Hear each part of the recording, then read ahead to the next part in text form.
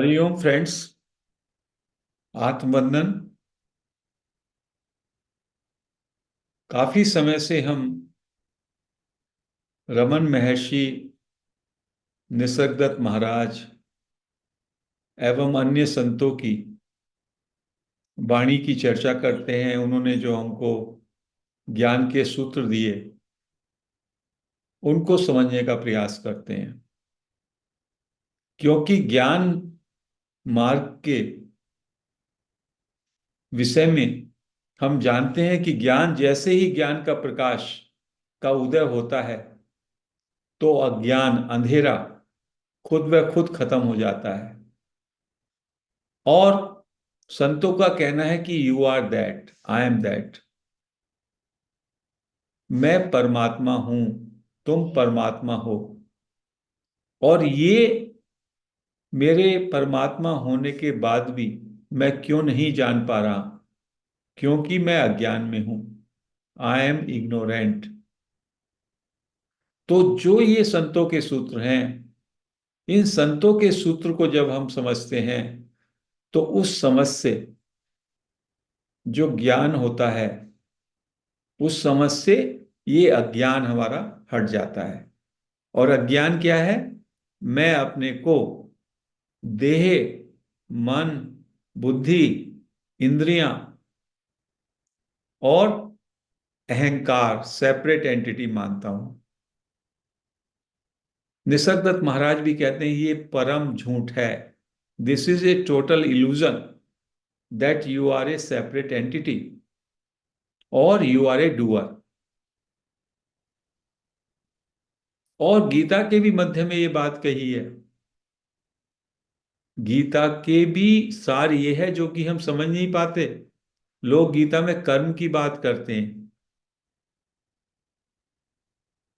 लेकिन जब हम गीता को ध्यान से पढ़ेंगे या अभी कुछ श्लोक लेंगे, तो हमें ये पता चलेगा गीता के भी अंदर कर्म की जगह कर्ता की बात कही गई है। कर्ता के मन में क्या चल रहा है? अर्जुन जो है, शुरू के अध्याय में जो अपनी विषाद की बात कहते हैं कृष्ण से, वो दो ही बातें कहते हैं। एक कहते हैं कि मैं, उनके हाथ कांप गए, उनका गांडीव नीचे छोड़ दिया उन्होंने, और कुरुक्षेत्र के मैदान में खड़े हैं और कृष्ण से कहते हैं, अपनी अपनी व्यथा बताते हैं, मैं अपने भाई बंधुओं का कैसे वध कर सकता हूं, उनके साथ युद्ध कैसे करूं।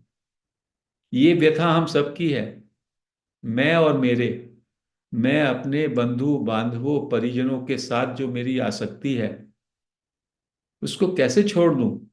ये हम सबकी व्यथा है। और दूसरे, जो सोशल उस समय की परंपराएं थी, जो हमें संस्कार दिए, उसमें यह भी आता है।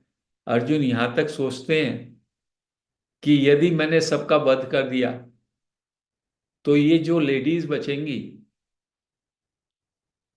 क्षत्रिय सब मारे जाएंगे इस युद्ध में, तो लेडीज जो है फिर दूसरे वर्णों के पुरुषों से शादी कर लेंगी, उनके साथ रहेंगी, फिर उनसे बच्चे पैदा होंगे। उसको वर्ण संकर कहते हैं। और यहां तक कहते हैं कि फिर वो पितरों को जब अर्पण करेंगे, तो पितृ उससे संतुष्ट नहीं होंगे। क्योंकि शास्त्रों में लिखा है कि अपने गोत्र और अपने कुल के बच्चों का ही अर्पण जो है वो पितृ स्वीकार करते हैं। तो अर्जुन ने उसमें दो प्रश्न उठाए। एक तो मैं अपने बंधु बांधवों परिजनों को वध करके कैसे मैं कर सकता हूं, और दूसरा, जो उस समय की परंपराएं थी। तो ये हमारे सभी के सामने यही विकट परिस्थिति है। एक तो मेरा मम भाव, मैं मेरा, अहंकार से जो ये निर्मित है, मैंने अपना अपना, मैं उसको, जो भी अपना है उसको मैं क्षति नहीं पहुंचाना चाहता। उसके साथ में बंधा हुआ हूं। मेरे कुटुंबीजन, मेरे भाई, मेरे बंधु, ये वाला। और दूसरा, जो मेरी परंपराएं हैं अभी भी, जो समाज ने मुझको दिया है, जो मेरी कल्चर है, उस कल्चर की भी बेड़ियां मेरे हाथों में बंधी हुई हैं। ये मेरे बंधन है। अर्जुन इसमें ये दोनों बंधन की तो बात कर रहा है ना। एक तो ये बंधन है मेरा ममकार, ममत्व, मेरे भाई, मेरे गुरु, मेरे दादा भीष्म, इनका मैं कैसे वध करूं, और इस वध से मुझे क्या मिलेगा, ये तो अपराध है। और दूसरा, देख रहा है कि यदि मैंने अपना गांडीव चला के सबको कर दिया तो क्या होगा, सारी पुरुष जाति का ही लोप हो जाएगा, और स्त्री जाति को फिर दूसरे वर्णों में जाकर के उनके पत्नी रूप को स्वीकार करना होगा। और उससे जो परंपराएं हैं हमारी, पितरों का तर्पण है, बहुत सारी चीजें, ये सब। तो मैं भी, आज का मनुष्य भी, हम में से हर एक व्यक्ति अपने ममत्व में भी है, आसक्ति में भी है, और साथ में उसकी अपनी परंपराएं हैं, सोशल कंडीशनिंग है हमारी। उस सोशली कंडीशनिंग में ही हम जीते हैं, और ये हमारी बेड़ियां हैं। और अर्जुन ने उन्हीं बंधनों की बात कही, और कृष्ण ने 400, 700, 650, 700 श्लोकों में सारी बातों को यथार्थ में समझाया। कृष्ण तो ये भी कह सकते थे, नहीं, गांडीव उठाओ और अभी इनका वध करो, लेकिन कृष्ण ने ऐसा नहीं किया। कृष्ण ने जो सत्य था, उस सत्य के विषय में उसको उद्बोधन दिया अर्जुन को। और अर्जुन, उसके बाद उसके अंदर वो रूपांतरण हुआ, ही बिकेम अवेकेंड। और फिर उसकी समझ में आया कि ना तो मैं आत्मा के तल पे ना तो मरता हूं, ना कभी मरा हूं, ना कभी मरूंगा। और शरीर तो मैंने कितनी बार बदले, कितनी बार मैंने जन्म लिया, कितनी बार मैं मरा, ये तो शरीर तो बस की तरह जाता ही रहता है। और शरीर के स्तर पर, व्यवहारिक स्तर पर जो मेरा धर्म है, स्वयं धर्म आचरण, वो तो मुझे करना ही है। इस शरीर का जो धर्म है, जिस स्थिति में आप पैदा हुए, आप माता की स्थिति में, तो बच्चों का पालन पोषण तो आपका स्वयं धर्म आचरण है। आप एक बेटे हैं, आप ओल्ड पेरेंट्स की सेवा करना आपका स्वयं धर्म आचरण है। तो स्वयं धर्म आचरण को छोड़ने की बात नहीं बनती है एनलाइटनमेंट में, या जब आप ये सेल्फ इंक्वायरी करते हैं। तो अर्जुन इस बात से अब आश्वस्त हो जाता है, उस ज्ञान से, और फिर वो डिसीजन लेता है खुद। कृष्ण नहीं कहते तुम हथियार हथियार उठाओ, तुम युद्ध करो कि नहीं करो। कृष्ण तो केवल उसको उद्बोधन करते हैं, उसको मार्गदर्शन करते हैं। उससे उसको विवेक जागृत हो जाता है, और विवेक जागृत हो जाता है तो फिर अर्जुन जो है, क्षत्रिय धर्म का पालन करते हुए, राजा धर्म का पालन करते हुए, फिर हथियार उठाता है। और फिर कुरुक्षेत्र का महान युद्ध होता है, जिसमें सारे कौरव वंश, कितनी बड़ी सेना, सबका संहार हो जाता है। तो ये जो विषाद है, ये जो व्यथा है अर्जुन की, वो हमारी भी यही स्थिति है। अर्जुन भी बंधन में था, ममता के बंधन में था। मेरे परिजन, मेरे कुटुंबीजन, मेरे गुरुजन, इनके अगेंस्ट मैं कैसे हथियार उठाऊं, और ये मेरी सोशल परंपराएं जो हैं, और ये सारे का सारा बंधन का जो केंद्र है वो मैं हूं। मैं, अहंकार। तो रमन महर्षि और निसर्गदत्त महाराज और सारे अद्वैत वेदांत के संत यही तो कह रहे हैं, इस मैं को, इसकी जांच करो। आत्मविचार का मतलब है मैं विचार की जांच करो। ये मैं, जिसके ऊपर इतनी सारी बेड़ियां पड़ी हैं,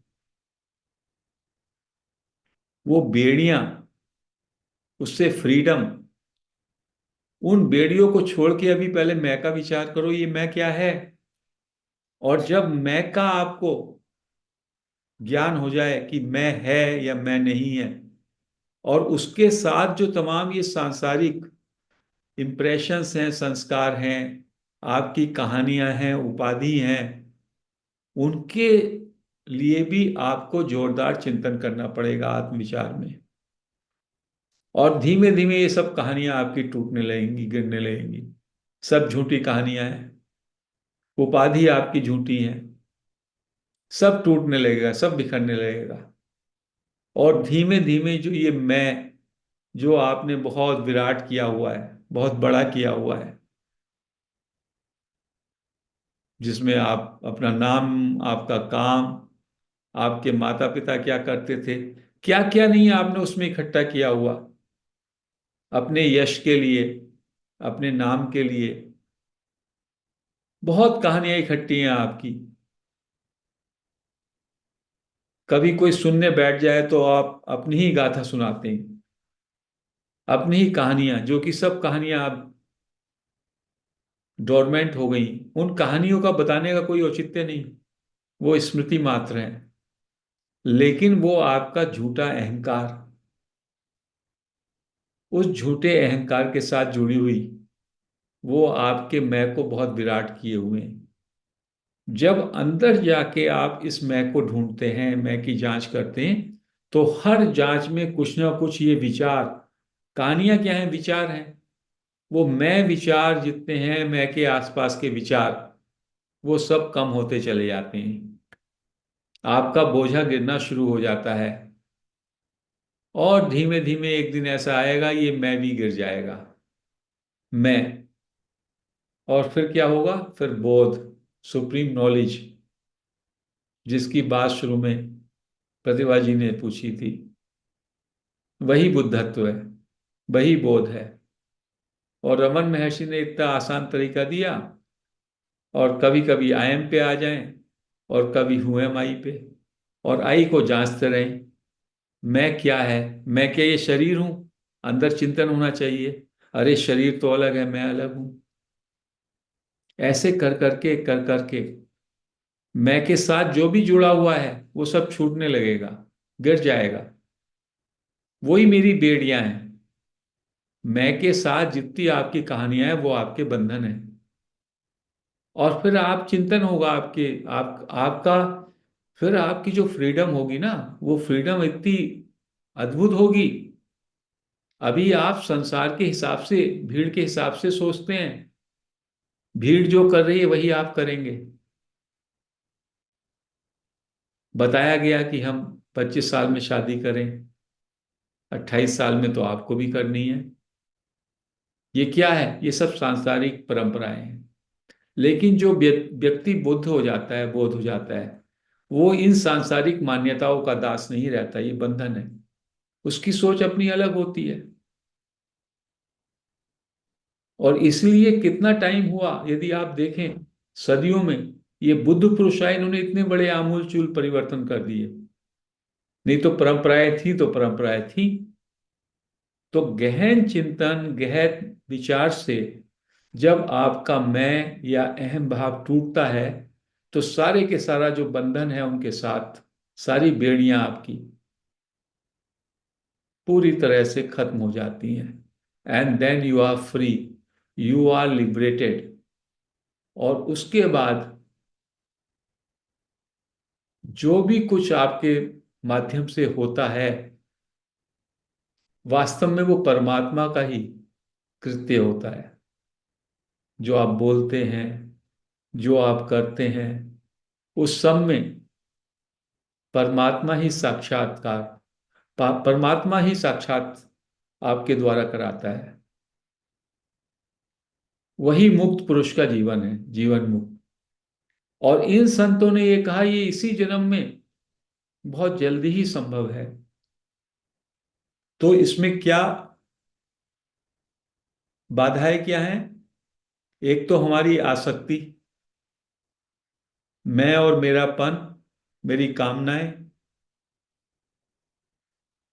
ये मेरा सब में बड़ा संयोग जन्य सुख की आसक्ति।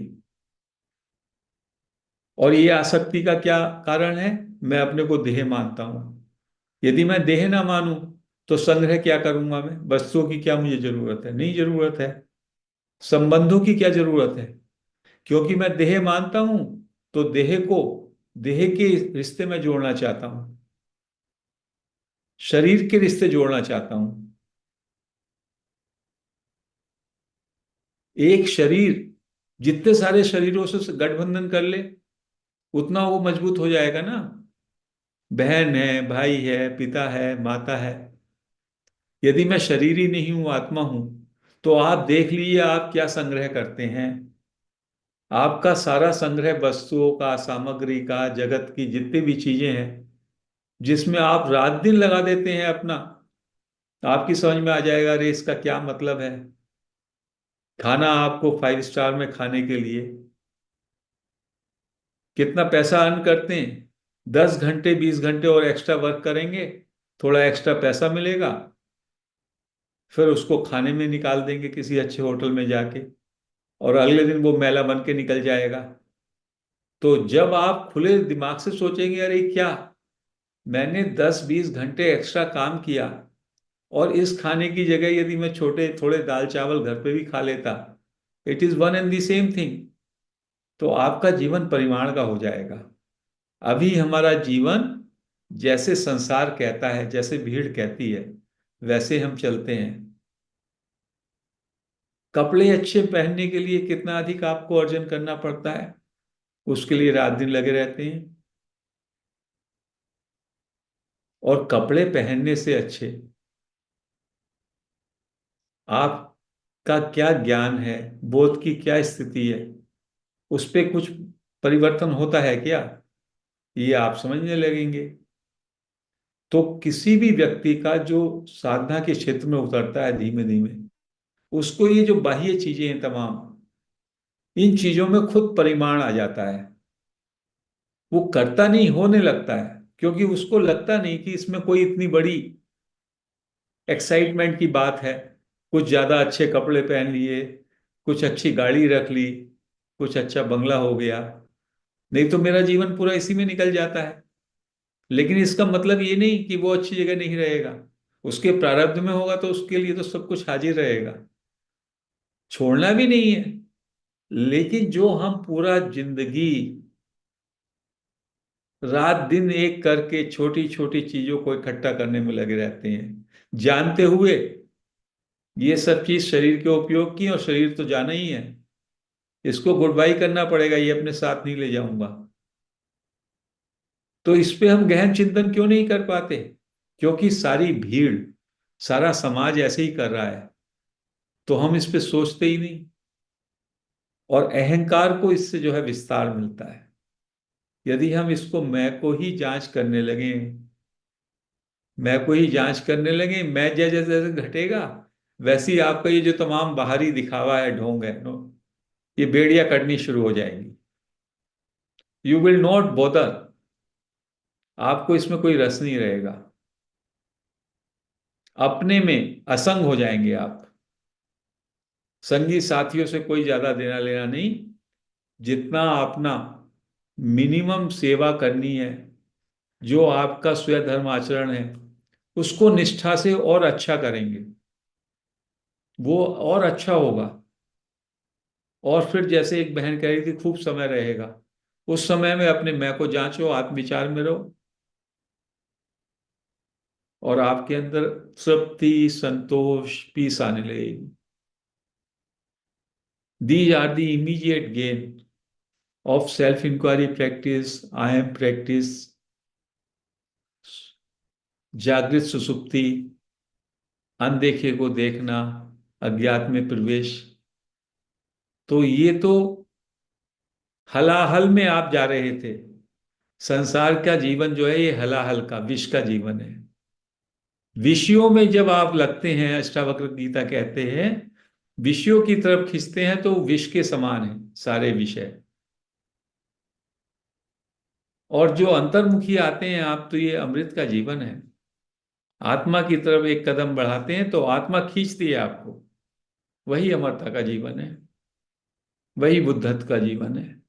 और उसी को हमको पाने के लिए ललक होनी चाहिए, तीव्र लालसा, अर्नेस्टनेस। मैं आत्मविचार में लगे तो अपने अंदर बस मैं को एग्जामिन करते रहें। ये मैं क्या है और मैं कहाँ से उठ रहा है? क्या ये मैं शरीर है? समझ में आ जाएगा मैं शरीर तो नहीं है। मैं में क्या विचार है, मैं क्या है और मैं कहाँ से उठता है? धीमे धीमे मैं डिसॉल्व होने लगेगा। जितना मैं डिसॉल्व उतना आपको आनंद, उतनी स्टेबिलिटी, ये सब आने लगेंगे। तो दो ही चीजें करनी है, एक अर्नेस्टनेस फॉर सेल्फ इंक्वायरी, एंड दूसरी श्रद्धा और विश्वास गुरुओं पर। रमन महर्षि की सेल्फ इंक्वायरी है तो गुरु भगवंतों पर पूरा विश्वास और श्रद्धा। श्रद्धावान ज्ञान लभते। श्रद्धा, ये गीता कहती है, श्रद्धावान को ही ज्ञान प्राप्त होता है। यदि आप उसमें भी शंका करें तो ये तो सब चीजें अज्ञात की हैं। यदि आपको थोड़ा भी शंका होगा जो बातें सुन रहे हैं, तो इन बातों का कोई वेरिफिकेशन नहीं है, सत्यापन नहीं है, जो कि साइंस में होता है। साइंस का ऐसा क्षेत्र है मेटीरियल चीजों पे, जहां मैटर विषय होता है, उसमें आप वेरिफिकेशन कर सकते हैं। तो इसलिए shraddha is necessary and earnestness is necessary. Then it may take no time at all. You can be here now. इसी क्षण घट सकता है, क्योंकि आप ऑलरेडी हैं। जो मंजिल है वो आप उस मंजिल पे हैं, लेकिन आपको दिखाई नहीं देता। जैसे कस्तूरी नाभि में होती है मृग की, मृग के नाभि में कस्तूरी है, वो भागा फिर रहा है, दौड़ रहा है उसको पाने के लिए। ऐसे ही हम लोग दौड़ रहे हैं बुद्धा बनने के लिए, बुद्धा बनने के लिए। कहाँ जाते हैं? वहां जाते हैं, वहां जाते हैं। और ये गुरु भगवान बता रहे हैं, you are that, I am that. नजर अपनी अंदर करो, अंतर्मुखी हो जाओ, विषयों का जीवन छोड़ दो। जो आपकी आसक्ति है ऑब्जेक्ट्स में, वस्तुओं में, पदार्थ में, रिश्तों में, उन सबको छोड़ के अपने अंदर की ओर, भीतर की ओर प्रवेश करो और इसको जानो कि मैं कौन है। तो इसमें हमारी क्या यात्रा होती है, एक सीकर की क्या यात्रा होती है शुरू से। जो सब में ज्यादा मोटी बुद्धि के सीकर हैं, वो शुरुआत होगी उनकी बाहर के जगत से। बाहर की जगत के विषयों का ज्ञान हम सभी बचपन में इतिहास, भूगोल वगैरह वगैरह ज्ञान करते हैं। जब हम जगत का भी ज्ञान करते हैं तो उसमें भी जगत की वस्तुओं से भी हम जुड़े होते हैं। तो बाहर की वस्तुओं की जानकारी करते हुए भी हमें स्वयं की जानकारी होती है, अप्रत्यक्ष रूप से। तो फर्स्ट स्टेप ये है कि यदि अभी आप अंदर अंदर नहीं आ सकते तो बाहर का जो भी प्राणी है, जगत है, पशु पक्षी हैं, और आपके उनके साथ संबंध, उसी को गहराई से अवलोकन करें। जो कि पाश्चात्य देशों में, वेस्टर्न सिविलाइजेशन में यही होता है। प्रकृति का, वस्तुओं का अन्वेषण, और मनुष्य का उसके साथ क्या संबंध है। तो ये फर्स्ट स्टेज है। इससे भी थोड़ा ज्ञान आपको मिलता है, बुद्धि आपकी थोड़ी शार्प होती है। फिर सेकंड, उससे ऊपर की स्थिति होती है कि आपके द्वारा जो कर्म किए जा रहे हैं, मैं जो करता हूं, every day things are being done by me, तो मैं उनको देखना शुरू करता हूं। जो मैं करता हूं उसमें सजगता आ जाए। मैंने ये खाया, ये बोला, यहाँ गया, वहां गया, तो जो भी मेरे द्वारा कर्म हुए, सुबह से शाम तक उनको मैं एग्जामिन भी करता हूं, उनके प्रति वॉचफुल रहता हूं। इससे अवेयरनेस आपका बढ़ता है। और जो गहराता है साधक, तो अपने विचारों पे आता है, अपने विचारों को देखता, मेरे मन में क्या क्या विचार उठे, शाम को फिर से उसका, बहुत सारे लोग कहते हैं शाम को आप इवैल्यूएशन करो, सुबह से शाम तक आपके क्या विचार आए, और उन विचारों का ओरिएंटेशन होगा उससे। जैसी जागरूकता से आप विचारों को देखेंगे, आपको विचारों का एक पैटर्न दिखाई देगा। उससे आप अपने माइंड की जो लेटेंट टेंडेंसीज हैं, वासनाएं हैं, उनको भी रिफ्लेक्ट कर सकते हैं, जान सकते हैं। तो ये विचारों को देखते हैं, और फिर उससे जो गहरा साधक होता है, वो देखता है ये विचार जो हैं, इन विचारों के स्रोत तो वृत्तियां हैं, गांठें हैं हमारे अंदर। हमारे अंदर वासनाएं भरी पड़ी हैं, उन वासनाओं के कारण ये विचार उठते हैं। तो वो उन ग्रंथियों पे जाता है और वृत्तियों को देखता है और गहराई से। और उन वृत्तियों की भी जो जड़ है वो है अहम वृत्ति, मैं। फिर उस मैं पे जब हमारी जांच जाती है, मैं पे, तो वो मैं धीमे धीमे डिमिनिश होते होते डिसॉल्व हो जाता है। उसको कहते हैं मनोलय या मनोनाश। फिर जो रहता है वो केवल बोध मात्र, ज्ञान मात्र परमात्मा ही रहता है शेष। तो इस तरह से पूरी जागरूकता से हम जो भी हमसे हो उसमें जागरूक, जो भी हम सोचें उसमें भी जागरूक, जो हमारे अंदर वासनाएं उठ रही हैं उन पे भी जागरूक। जागरूकता, जागरूकता, जागरूकता। उस जागरूकता से जो सजगता आएगी, जो होश आएगा, उस होश से हमारी अहम वृत्ति धीमे धीमे विसर्जित होने लगेगी, डिसॉल्व होने लगेगी। और तब हमें उस बुद्धत्व का आभास होगा, या आभास न कह के बुद्धत्व का बोध, या केवल बोध मात्र, वो स्थिति आ जाएगी। तो ये आज का प्रश्न भी था, तो इस पे हमने आज चर्चा की।